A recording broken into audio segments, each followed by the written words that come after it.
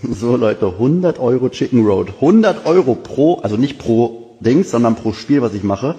Ich versuche jetzt zu verdoppeln und dann zahle ich mal aus und dann gucken wir mal, ob das wirklich so einfach ist. So. Einfach weiter, bis hierhin kommt man eigentlich immer. So, jetzt muss ich mal gucken, 100 Euro. Komm, Digga, komm, Chicken. Oh, Digga, ich werde immer so nervös, ich habe ADHS. Wer kennt das? Gib mir Glück. Eigentlich will ich jetzt schon rausholen. Okay, einen machen wir noch. Einen machen wir noch. Komm! Okay, jetzt hole ich raus. Sind noch, einen müsste ich eigentlich noch. Ja, okay, jetzt hole ich aus. 112 Euro plus. Das heißt, einfach 112 Euro plus gemacht. Ist jetzt auch kein Witz. So, hier oben seht ihr das. Meine Balance, die kann man sich jetzt einfach auszahlen. Also, wenn ihr Bock habt, den Link in meiner Bio. Chicken Road. Das ist ein Spiel. Aber es ist wirklich Six-cylinder and a mild hybrid system. It has an 8-speed automatic transmission with 395 horsepower and 406 pound-feet of torque. There's also the plug-in hybrid with the same 3-liter six-cylinder, but more power. It combines 543 horsepower and 406 pound-feet of torque. It gets up to 82 kilometers, that's right, 51 miles of EV range. The Sport SV with a 4.4-liter twin-turbo V8 and a mild hybrid system, 626 horsepower and 553 pound-feet of torque, which is 51 horsepower and 38 pound-feet of torque more than the outgoing supercharged 5-liter V8. So lots of engine options. What's not optional? What comes standard? Here are the key standard features. The Range Rover Sport comes with a 13.1-inch touchscreen with Amazon Alexa, a 13.7-inch digital driver display, wireless Apple CarPlay and Android Auto, a 3D surround camera, wireless charger, leather upholstery, 20-way power heated memory front seats, a heated steering wheel, heated rear seats, 15-speaker Meridian sound system, a panoramic sunroof, a power tailgate, and 21-inch wheels. Okay, you want a vehicle with the most terrain settings, you buy a Land Rover. But we have a special one in this one. What are we going to put it in? You're going to put it in S for subscribe. And if you can hit that notification bell, you'll be notified when all of our reviews drop, and then you can watch them. And we do this, the Couple Car Review, twice a week. The first one drops on Wednesday. We put another one out on Saturday. So make sure you like and subscribe, and also follow along on Instagram. It's Motormouth_Andrew to see what's going on behind the scenes. And for me, it's Motormouth_Auto, and the links are below the like button. This video is brought to you by Car Cost Canada. Get the dealer's cost, list of rebates, plus discounted interest rates. Use the promo code MOTORMOUTH to become an expert member and get extra searches. The link is in the description below. To be honest, Andrea, if somebody got out of a V8 equipped Range Rover, the older model, and got into this with the 6-cylinder turbo and the mild hybrid driving in the city, I don't think they'd really notice much except the sound. Yeah, I don't think so either. We have bought this turbocharged 6-cylinder, and I got to tell you, it's fantastic. The 8-speed automatic transmission is tuned beautifully, smooth, quick shifting. And that's why I say in the city, I think that it really gets the most out of it. When you get it on the highway and you pass, that's where it shows its hand that it is not the old V8. But anyway, I think that most people, for what they're using this for, which is the urban assault vehicle, getting to the mall and going for lunch at the Four Seasons, it's going to be just fine. That's Cruising Andrea's around world. town. That's Andrea, Oh, lunching please. at the Four Seasons. Please. Now, watch, I'm going to step on the gas, and we're going to gun it. Still really good. Still really good. I could live with this, Andrea. Yeah, you know me what? too. I think that the more I get to drive these new Range Rover, Land Rover products, the more I've really come to fall for the brand. I fall for everything except the reliability, which is coming up in our hot topic. But for everyday driving, because it comes standard with air suspension, what do you think of it? Yeah, I think it's great. I mean, it has that dynamic feel to it. The pitch and roll is amazing on this thing. It takes corners with ease. Now, because of the higher seating position, that commanding seating position, at the same time, it kind of has a bit of a floaty feel to it. It's really great in the city. Like, it is, I can totally understand why people love these things, because you're cruising down to your big corner office job to pay for this thing, and you're going over potholes and broken road, and it just is so comfortable. The seats are amazing. It soaks it all up. You put it in a dynamic setting. You can have a lot of fun with it. The engine is willing. The transmission does a great job. They have done an amazing job with this latest batch of Range Rovers. Yeah, they have. And this also comes standard with a low-speed cruise control. You don't even need to touch the pedal at lower speeds. And then, of course, there is the special SV model, which is the most powerful, fastest Range Rover Sport ever built. So SV now replaces SVR. That's right. Okay. They just came out with SVR not too long ago. Now it's just SV. Now they got rid of the R. Yeah. It's just SV. Land Rover says the outstanding performance of the SV model is enabled by a combination of features that deliver a weight saving of up to 167 pounds, including the world's first 23-inch carbon fiber wheel option on a production car and Brembo carbon ceramic brakes. No, Andrea did make a confession. She did? went downtown shopping in this car with this matte paint, and she said, I felt really rich. Oh my It looks, and plus it's brand new, and everybody's looking at it. Oh my God, everybody is looking at it. I was parking, they were looking at it. I'm driving, they're looking at it. They're looking in the window. Are you sure they weren't checking out Drea from the Motormouth YouTube channel? I'm telling you, they were looking at this Range Rover Sport. It's hot. It has such a great road presence. I mean, it's a tough one to beat. It's muscular, it's sexy, it's sleek, it's sporty, all rolled into one. But what about the car, Andrea? You're talking about me. Oh my God. All right, now, would you go for this? You didn't deny it.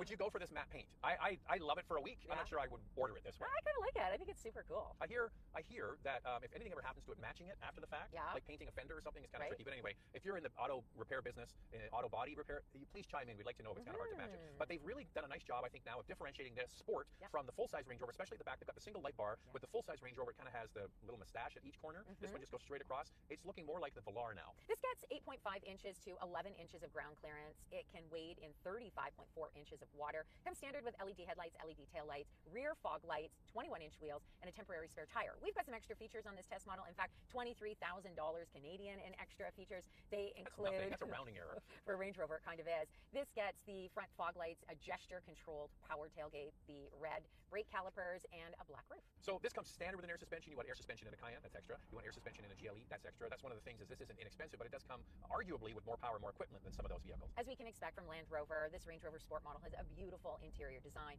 It's comfortable. You've got these 20-way power seats that come standard, a 13.1-inch touchscreen, which is actually quite intuitive to use. We haven't had any issues with it. I paired my phone right away, set up wireless Android Auto with ease. So I actually really like this system a lot. There are complaints that there have been some glitchiness wait a second, with it, wait a but second. it's been pretty good, except... I just want to say they're having complaints about this system because this week we also have the Defender with the V8 engine, and Andrea has had nothing but problems trying to connect her phone. So it should be the same system, and that one's buggy, and this one's working well. Yeah, so this one is working really well. And so, of course, when I got into the Defender, I was thinking it's going to be so easy.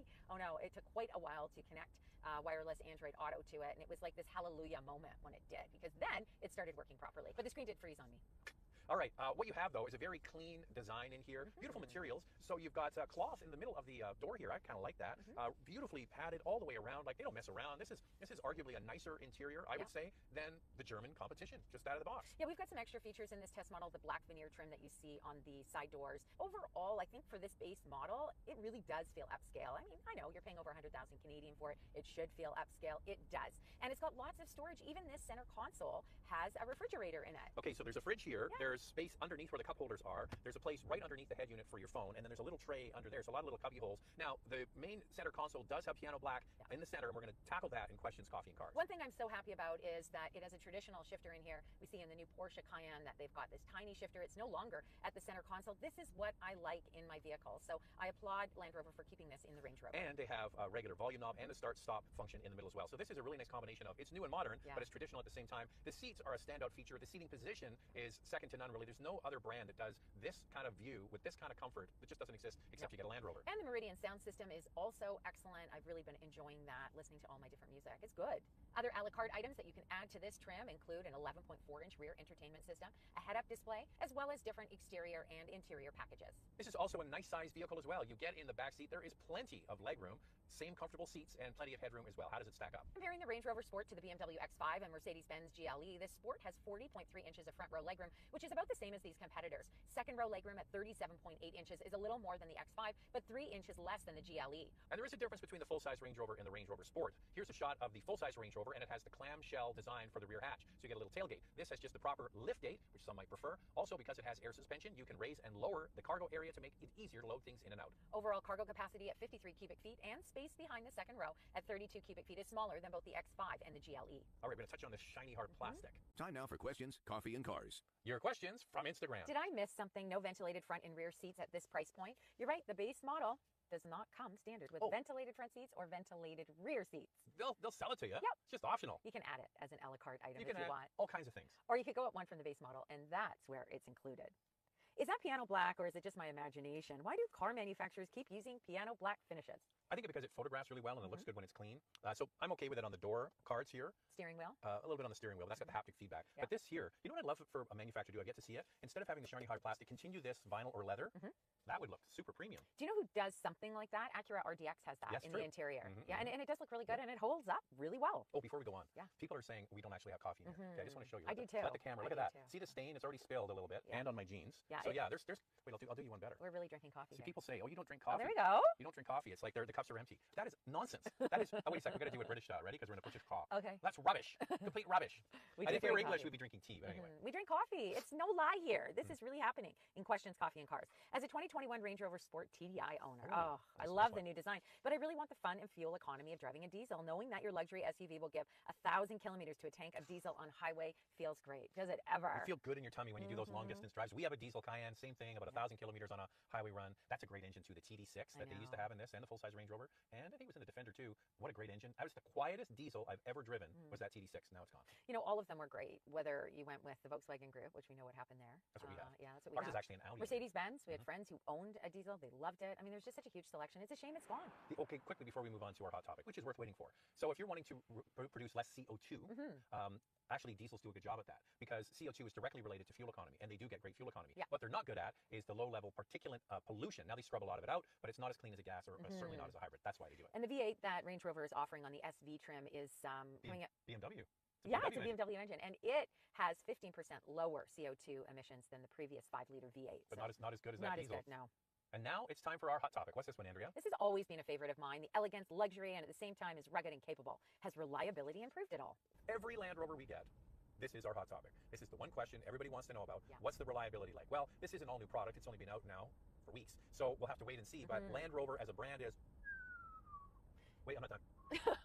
At the bottom. I mean, it really is unfortunate. It's so good. It handles incredibly well. I'm sad. It's beautiful. I know. I'm sad to say this. These stats in the recent J.D. Power dependability study for 2023, Land Rover is at the very bottom, last on the list. And it has It's a been, shame. and it has been for years. But the people that own these and the people that buy these absolutely love them. And I get it. And the people that buy these or lease these are probably, many of them, flipping it out after a 3-year lease and just getting the next one. And it's still under warranty, and they have another car to drive if it has to go in. And we know many families that are basically habitually getting these all the time. Yeah, they love everything about it, and they keep coming back for more. And I think the key is that if you have the budget for this, you obviously have the money. And it is probably true that you have other vehicles that you can drive if this one is having a few issues.